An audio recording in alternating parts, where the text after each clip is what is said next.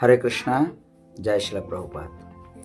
হরে কৃষ্ণা, যে যদি কোনো ব্যক্তি ভগবানের নাম করতে বিদ্বেষী ব্যক্তি, মানে যারা ভগবানকে বিশ্বাস করে না, শ্রদ্ধাহীন ব্যক্তি, তাদের কাছে যদি কোনো ব্যক্তি হরিনাম প্রচার যদি করে, ভগবানের কথাকে যদি বোঝায়, তাহলে তার কাছে ভগবানের কথা না বলাটাই ভালো। কারণ যদি আপনি একজন বানরকে যদি আপনি মনে করেন যে আমি তাকে কাপড় দিয়ে তাকে সাজাবো, সে বানর কি করবে? সে কাপড়টাকে টুকরো টুকরো টুকরো টুকরো করে ছিঁড়ে ফেলে দেবে। অর্থাৎ সে বানর বোঝে না যে কাপড়ের গুরুত্ব কত।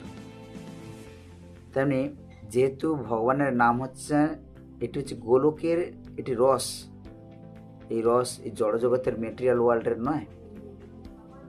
দিস ইজ দ্য রস, দ্য রস ইজ কামিং গোলক ধাম। তো এই রসটাকে আস্বাদন করতে গেলে সেরকম জ্ঞানী বা শ্রদ্ধাহীন ব্যক্তির এটারই প্রয়োজন। তাই যারা শ্রদ্ধাহীন ব্যক্তি নয়, তারা এই রসকে আস্বাদন করতে পারবে না।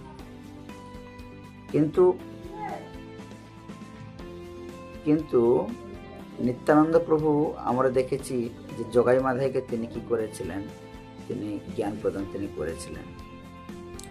কিন্তু যেহেতু চৈতন্য মহাপ্রভুর আশীর্বাদ এবং নিয়ে নিত্যানন্দ প্রভু তিনি একজন স্বয়ং ভগবানের পার্শ্বদ, তিনি নিজে ভগবানের নির্দেশে তিনি প্রচার করতে গিয়েছিলেন।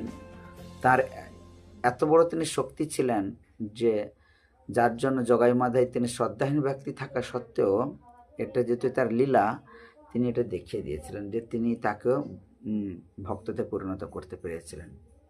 ঠিক আমাদের জীবনে যদি এইরকম যদি কোনোদিন যদি হয়, তাহলে আপনি তাকে ভক্ত করতে পারেন যদি আপনার সেই রকম জ্ঞানের যদি ভাণ্ডার থাকে, তাকে বুঝিয়ে তাকে ভক্ত করতে পারেন।